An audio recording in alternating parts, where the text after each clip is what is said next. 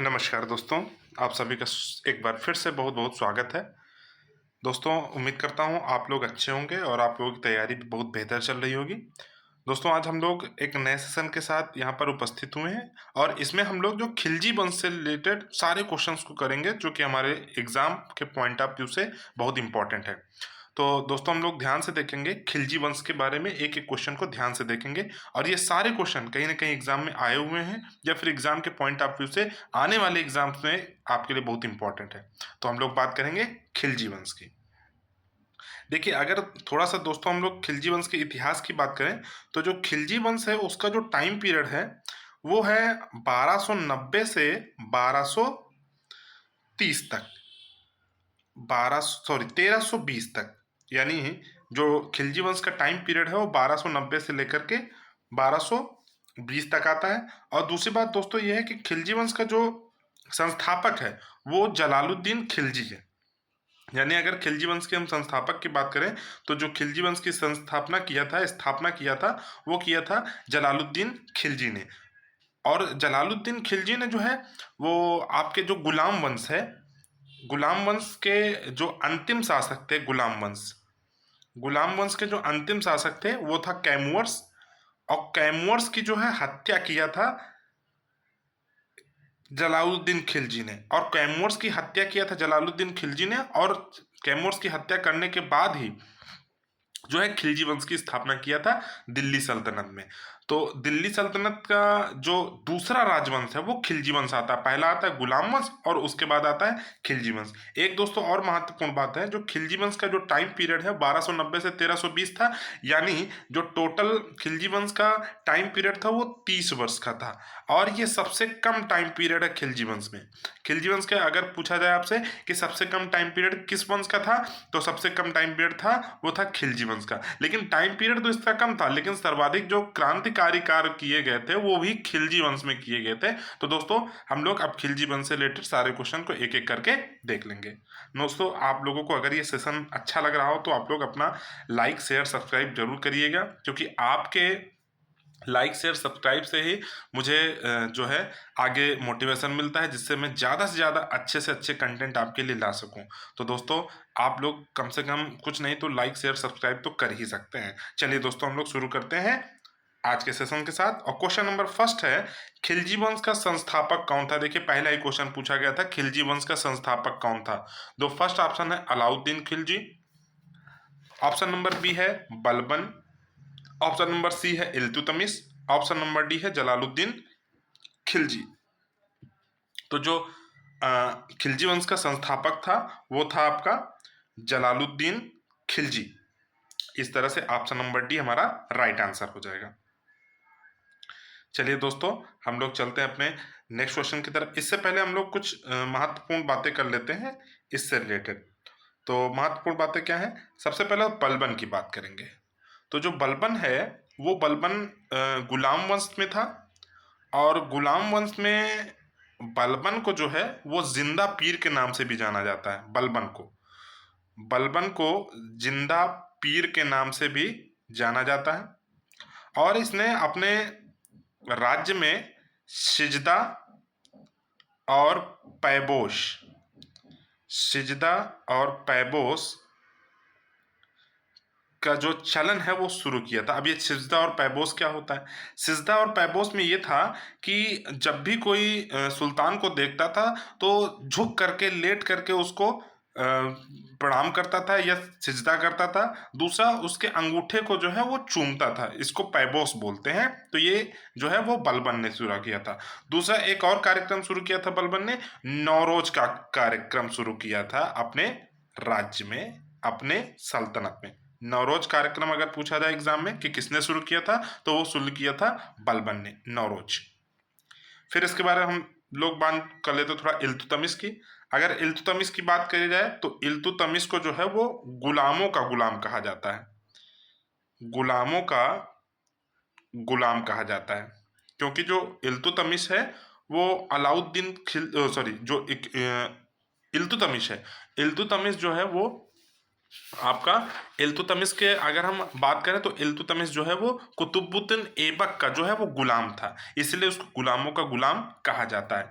दूसरी बात, एक इम्पॉर्टेंट बात और ये है कि गुलाम वंश का जो वास्तविक संस्थापक है वो इल्तुतमिश को ही माना जाता है कि गुलाम वंश का जो है वास्तविक संस्थापक। एक और इम्पॉर्टेंट बात है इल्तुतमिश से रिलेटेड कि इल्तुतमिश ने जो है वो दल चालीसा का गठन किया था। बहुत बार एग्जाम में दोस्तों पूछा गया है कि दल चालीसा का गठन किया किसने था, तो दल चालीसा का जो गठन है वो इल्तुतमिश ने किया था। चलिए दोस्तों हम लोग चलते हैं अपने नेक्स्ट क्वेश्चन की तरफ। क्वेश्चन नंबर 2 है, खिलजी वंश का शासनकाल कब से कब तक था? तो ऑप्शन नंबर ए है 1206 से 1210 तक, सेकंड है 1206 से 1290 तक, ऑप्शन नंबर सी है 1290 से 1320 तक, ऑप्शन नंबर डी है 1450 से 1526 ईस्वी तक। दोस्तों अगर आप लोगों को आंसर आ रहे हो तो आप लोग कमेंट करते रहिएगा और आंसर जरूर दीजिएगा। और अगर ये क्वेश्चन आपको अच्छे लग रहे हैं तो इनको आप लोग जो है नोट डाउन करते रहिएगा या फिर स्क्रीनशॉट ले लीजिएगा। और ये सारे क्वेश्चन आपके एग्जाम के पॉइंट ऑफ व्यू से बहुत इंपॉर्टेंट है। दोस्तों इस सेशन को आप ज़्यादा से ज़्यादा लाइक शेयर सब्सक्राइब भी करते रहिएगा। तो जो क्वेश्चन नंबर 2 है उसका जो राइट आंसर हो जाएगा वो हो जाएगा ऑप्शन नंबर सी 1290 से 1320 ईस्वी तक। नेक्स्ट क्वेश्चन है क्वेश्चन नंबर 3, खिलजी वंश का अंतिम शासक कौन था ये हमें बताना है। तो जो खिलजी वंश का अंतिम शासक था वो कौन था ये हमें बताना है। फर्स्ट ऑप्शन है इल्तुतमिश, ऑप्शन नंबर बी है रजिया, ऑप्शन नंबर सी है बलबन, ऑप्शन नंबर डी है कुतुबुद्दीन मुबारक शाह। तो अगर हम लोग बात करें क्वेश्चन नंबर 3 के राइट आंसर की, तो इल्तुतमिश जो वो था ये था गुलाम वंश का, रजिया इल्तुतमिश की बेटी थी और इसका जो टाइम पीरियड है वो 1236 से 1240 तक था। और ये गुलाम वंश की पहली ऐसी महिला शासक थी। बलबन ये भी गुलाम वंश का शासक था। तो इस तरीके से जो हमारा राइट आंसर हो जाएगा दोस्तों वो हो जाएगा option number D Qutbuddin Mubarak Shah. Next question number 4 है, खिलजी वंश का प्रथम शासक कौन था ये हमें बताना है। तो जो खिलजी वंश का प्रथम शासक कौन था ये हमें बताना है। इस तरीके से जो हमारा फर्स्ट ऑप्शन है इल्तुतमिश, ऑप्शन नंबर बी है रजिया, ऑप्शन नंबर सी है Jalaluddin Firoz Khilji, option number D है कुतुबुद्दीन मुबारक शाह। तो क्वेश्चन नंबर 4 का जो राइट आंसर हो जाएगा दोस्तों वो हो जाएगा option number C Jalaluddin Firoz Khilji, यानी जो खिलजी वंश का प्रथम शासक वो जलालुद्दीन फिरोज खिलजी था। क्वेश्चन नंबर 5 है दोस्तों, खिलजी वंश के बाद कौन सा वंश आया, यानी खिलजी वंश के बाद कौन सा वंश आया इसको हमें बताना है। तो ऑप्शन नंबर ए है गुलाम वंश, ऑप्शन नंबर बी है लोदी वंश, ऑप्शन नंबर सी है तुगलक वंश, ऑप्शन नंबर डी है इनमें से कोई नहीं। तो जो क्वेश्चन नंबर 5 का जो राइट आंसर हो जाएगा दोस्तों वो हो जाएगा ऑप्शन नंबर सी तुगलक वंश। इसका मतलब यह खिलजी वंश के बाद तुगलक वंश आया था और इसकी जो तुगलक वंश की स्थापना किया था वो किया था MBT यानी मोहम्मद बिन तुगलक। फिर इसके बाद आया GBT Ghiyasuddin Tughlaq, sorry GST Ghiyasuddin Tughlaq. Next question की बात करेंगे क्वेश्चन नंबर 6, जब उसने राजत्व प्राप्त किया तो वह शरीयत नहीं दोस्तों शरीयत होगा यहाँ पर, शरीयत के नियमों और आदेशों से पूर्णतः स्वतंत्र था। बर्नी ने यह कथन किस सुल्तान के लिए कहा है, यानी बर्ली ने यह किस सुल्तान के लिए कहा है इसका हमें राइट आंसर बताना है। तो क्वेश्चन नंबर 6 का फर्स्ट ऑप्शन हो जाएगा इल्तुतमिश, ऑप्शन नंबर बी हो जाएगा बलबन, ऑप्शन नंबर सी हो जाएगा Alauddin Khilji, option number D हो जाएगा मोहम्मद बिन तुगलक। तो इस तरीके से क्वेश्चन नंबर 6 का जो राइट आंसर हो जाएगा दोस्तों वो हो जाएगा option number C Alauddin Khilji. आसान सा क्वेश्चन है दोस्तों। नेक्स्ट क्वेश्चन है क्वेश्चन नंबर 7, कौन सा सुल्तान नया धर्म चलाना चाहता था किंतु उलेमा लोगों ने विरोध किया? तो क्वेश्चन नंबर 7 का फर्स्ट ऑप्शन हो जाएगा इल्तुतमिश, ऑप्शन नंबर बी हो जाएगा आपका बलबन, ऑप्शन नंबर सी हो जाएगा Alauddin Khilji, option number D हो जाएगा मोहम्मद बिन तुगलक। तो क्वेश्चन नंबर 7 का जो राइट आंसर हो जाएगा दोस्तों वो हो जाएगा option number C Alauddin Khilji. Question number 8 है दोस्तों, दिल्ली के किस सुल्तान ने सिकंदर सानी, कई बार एग्जाम में दोस्तों पूछा गया है कि सिकंदर सानी की उपाधि किसे दी गई थी। तो सिकंदर सानी की उपाधि किसे दी गई थी इसका राइट आंसर बताना है दोस्तों। क्वेश्चन नंबर 8 का फर्स्ट ऑप्शन है बलबन, ऑप्शन नंबर बी है Alauddin Khilji, option number C है Mohammad bin Tughlaq, option number D है सिकंदर लोदी। तो क्वेश्चन नंबर 8 का जो राइट आंसर हो जाएगा दोस्तों वो हो जाएगा option number B Alauddin Khilji, यानी अलाउद्दीन खिलजी को है सिकंदर ए सानी कहते हैं, अलाउद्दीन खिलजी को। क्वेश्चन नंबर 9 है दोस्तों, अलाउद्दीन खिलजी के प्रसिद्ध सेनापतियों में किसकी मंगोलों के विरुद्ध लड़ते हुए मृत्यु हुई थी? तो क्वेश्चन नंबर 9 का फर्स्ट ऑप्शन है जफर खां, ऑप्शन नंबर बी है नुसरत खां, ऑप्शन नंबर सी है अल्प खां, ऑप्शन नंबर डी है उलूक खां। तो क्वेश्चन नंबर 9 का जो राइट आंसर हो जाएगा दोस्तों वो हो जाएगा ऑप्शन नंबर ए जफर खां, यानी जफर खां जो है वो अलाउद्दीन खिलजी का प्रसिद्ध सेनापति था और इसकी मंगोलों से लड़ते हुए मृत्यु हो गई थी। क्वेश्चन नंबर 10 है, अलाउद्दीन खिलजी के आक्रमण के समय देवगिरी का शासक कौन था? वेरी वेरी इंपॉर्टेंट क्वेश्चन दोस्तों, देवगिरी का शासक कौन था? तो क्वेश्चन नंबर 10 का जो फर्स्ट ऑप्शन है रामचंद्र देव, ऑप्शन नंबर बी है प्रताप रुद्र देव, ऑप्शन नंबर सी है Maluk Kafur, option number D है राणा रतन सिंह। तो क्वेश्चन नंबर जो 10 है उसका जो राइट आंसर हो जाएगा दोस्तों वो हो जाएगा आपका ऑप्शन नंबर ए रामचंद्र देव, रामचंद्र देव बिल्कुल राइट आंसर हो जाएगा। नेक्स्ट क्वेश्चन 11 है, किस सुल्तान के काल में खालिशा भूमि अधिक पैमाने पर विकसित हुई? खालिशा भूमि। तो क्वेश्चन नंबर 11 का फर्स्ट ऑप्शन है Ghiyasuddin Balban, option number B है Alauddin Khilji, option number C है Mohammad bin Tughlaq, option number D है फिरोज शाह तुगलक।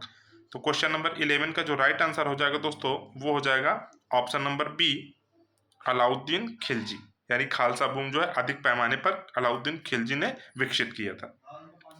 क्वेश्चन नंबर 12 है, किस सुल्तान के बारे में कहा जाता है कि उसने भूमि कर को उत्पादन के 50% तक कर दिया था, यानी जो कर की दर है बहुत ज्यादा बढ़ा दिया था, वो किसने किया था? ऑप्शन नंबर ए है बलबन, ऑप्शन नंबर बी है Alauddin Khilji, option number C है Mohammad bin Tughlaq, option number D है फिरोज तुगलक। तो जो क्वेश्चन नंबर 12 का जो राइट आंसर हो जाएगा दोस्तों वो हो जाएगा option number B Alauddin Khilji, यानी अलाउद्दीन खिलजी ने जो है वो कर की दर 50% कर दिया था।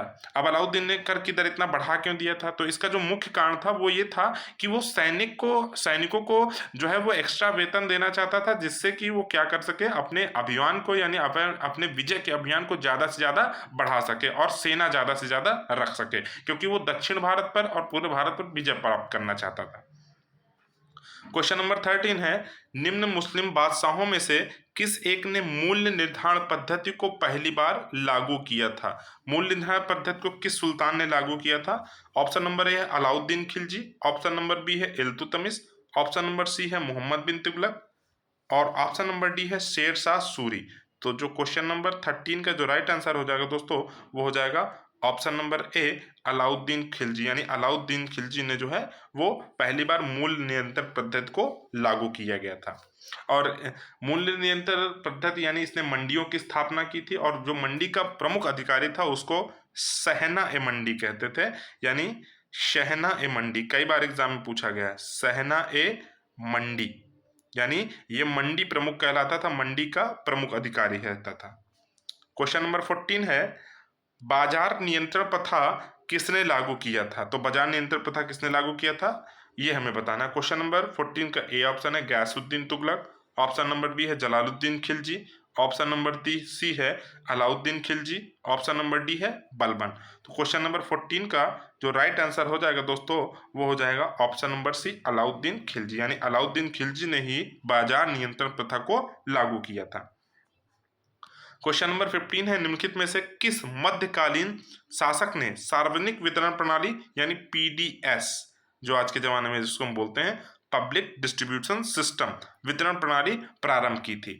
तो क्वेश्चन नंबर 15 का जो ए ऑप्शन है Jalaluddin Khilji, option number B है बलबन, ऑप्शन नंबर सी है Firoz Shah Tughlaq, option number D है मोहम्मद बिन तुगलक। तो क्वेश्चन नंबर 15 का जो राइट आंसर हो जाएगा दोस्तों वो हो जाएगा ऑप्शन नंबर ए अलाउद्दीन खिलजी, यानी अलाउद्दीन खिलजी ने जो है सामूहिक या सार्वजनिक वितरण प्रणाली को लागू किया था। क्वेश्चन नंबर 16 है, घड़ी अथवा ग्रहकर, वेरी इंपॉर्टेंट क्वेश्चन है दोस्तों, घड़ी अथवा ग्रहकर लगाने वाला दिल्ली का प्रथम सुल्तान कौन था? तो घड़ी अथवा ग्रहकर लगाने वाला दिल्ली का प्रथम सुल्तान कौन था ये हमें ऑप्शन आंसर बताना है। क्वेश्चन नंबर 16 का first option Balban, option number B है Alauddin Khilji, option number C है Mohammad bin Tughlaq, option number D है फिरोज शाह तुगलक। तो क्वेश्चन नंबर 16 का जो राइट आंसर हो जाएगा दोस्तों वो हो जाएगा option number B Alauddin Khilji, यानी अलाउद्दीन खिलजी ने जो है घड़ी अथवा ग्रहकल लगाने वाला दिल्ली का प्रथम सुल्तान था। क्वेश्चन नंबर 17 है दोस्तों, 1306 ईस्वी के बाद अलाउद्दीन खिलजी के समय में दिल्ली के सुल्तान तथा मंगोलों के बीच की सीमा क्या थी, ये हमें बताना है। 1306 ईस्वी के बाद अलाउद्दीन खिलजी के समय में दिल्ली सुल्तान तथा मंगोलों के बीच की सीमा क्या थी। तो ऑप्शन नंबर ए है ब्यास नदी, ऑप्शन नंबर बी है रावी नदी, ऑप्शन नंबर सी है सिंधु नदी, ऑप्शन नंबर डी है सतलुज नदी। तो क्वेश्चन नंबर 17 का जो राइट आंसर हो जाएगा दोस्तों वो हो जाएगा ऑप्शन नंबर सी सिंधु नदी, यानी सिंधु नदी जो है मेन सीमा बनाती थी मंगोलों और सुल्तान के बीच में से। दोस्तों आपको ये बताना है, थोड़ा सा जियोग्राफी से रिलेटेड है, कि सतलुज नदी भारत में किस दर्रे से प्रवेश करती है, यानी बताना है सतलुज नदी भारत में किस दर्रे से यानी पास से प्रवेश करती है, ये हमें बताना है दोस्तों। आप लोग दोस्तों कमेंट करके बताइए इसका आंसर कि सतलुज नदी भारत में किस दर्रे से प्रवेश करती है। आपके पास दोस्तों 5 सेकंड का समय है, आपको तुरंत बताना है। तो दोस्तों जो सतलुज नदी है वो शिपकीला दर्रे से, यानी सतलुज नदी जो है वो शिपकीला दर्रे से, शिपकीला पास से भारत में प्रवेश करती है। एग्जाम में कई बार पूछा गया है। चलिए दोस्तों हम लोग चलते हैं क्वेश्चन नंबर 18 की तरफ। दिल्ली सल्तनत के किस शासक ने एकता को समाप्त कर दिया था, एकता व्यवस्था को? कई बार एग्जाम में दोस्तों ये क्वेश्चन पूछा गया है। तो क्वेश्चन नंबर 18 का first option Alauddin Khilji, option number B है Mohammad Tughlaq, option number C है Firoz Shah Tughlaq, option number D है बलबन। तो इस तरीके से जो क्वेश्चन नंबर 18 है उसका जो राइट आंसर हो जाएगा दोस्तों वो हो जाएगा ऑप्शन नंबर ए अलाउद्दीन खिलजी, यानी इसने एकता प्रणाली को समाप्त किया दिया था। अच्छा आप लोगों को तो बताना है कि एकता प्रणाली को शुरू किसने किया था, ये बताना है कि एकता प्रणाली को शुरू किसने किया था, ये बताना है आपको। कमेंट करके दोस्तों आप लोग बताइएगा। क्वेश्चन नंबर 19 है, बिहार को किस मुस्लिम शासक ने सबसे पहले जीता था, बिहार को? तो क्वेश्चन नंबर 19 का जो ए ऑप्शन है बाबर, ऑप्शन नंबर बी है Bakhtiyar Khilji, option number C है Genghis Khan, option number D है इनमें से कोई नहीं। तो क्वेश्चन नंबर 19 का जो राइट आंसर हो जाएगा दोस्तों वो हो जाएगा option number B Bakhtiyar Khilji. और बख्तियार खिलजी ने ही बिहार के नालंदा विश्वविद्यालय में है जो है आग लगा दिया था, उसको नष्ट कर दिया था। क्वेश्चन नंबर 20 है, अलाउद्दीन खिलजी के शासन के दौरान मंगोल सेना का नेतृत्व किसके द्वारा किया गया था, यानी मंगोल सेना का जो है सेनापति कौन था? ऑप्शन नंबर ए है अब्दुल्ला, ऑप्शन नंबर बी है हुलूक खान, ऑप्शन नंबर सी है अरकली खान, ऑप्शन नंबर डी है उलूक खान। तो क्वेश्चन नंबर 20 का जो राइट आंसर हो जाएगा दोस्तों वो हो जाएगा ऑप्शन नंबर ए अब्दुल्ला, यानी अब्दुल्ला ने जो है मंगोलों का नेतृत्व किया था। क्वेश्चन नंबर 21 है दोस्तों, अलाई दरवाजा का निर्माण निम्न से किस सुल्तान ने करवाया था? वेरी इंपॉर्टेंट क्वेश्चन दोस्तों, आप लोग जरूर नोट डाउन कर लीजिएगा या फिर इसका स्क्रीनशॉट ले लीजिएगा। तो ऑप्शन नंबर क्वेश्चन नंबर 21 का जो ए ऑप्शन है इल्तुतमिश, ऑप्शन नंबर बी है बलबन, ऑप्शन नंबर सी है Alauddin Khilji, option number D है फिरोज तुगलक।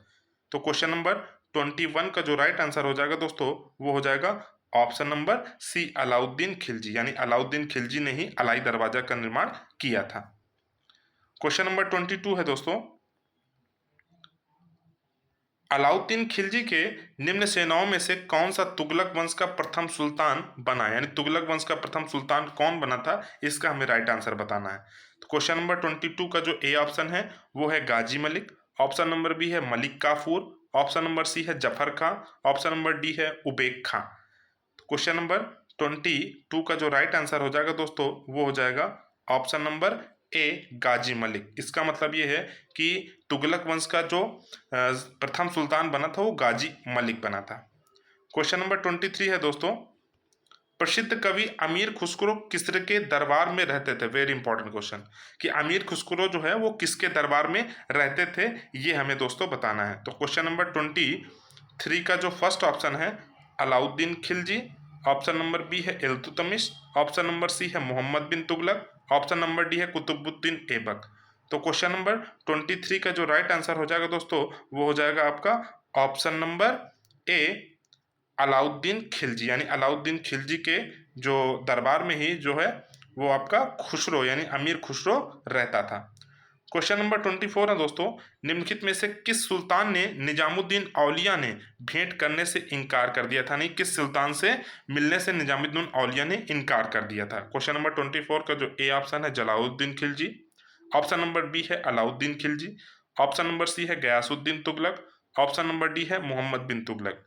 क्वेश्चन नंबर 24 का जो राइट आंसर हो जाएगा दोस्तों, वो हो जाएगा option number B, Alauddin Khilji. यानी अलाउद्दीन खिलजी से निजामुद्दीन औलिया ने भेंट करने से इनकार कर दिया था।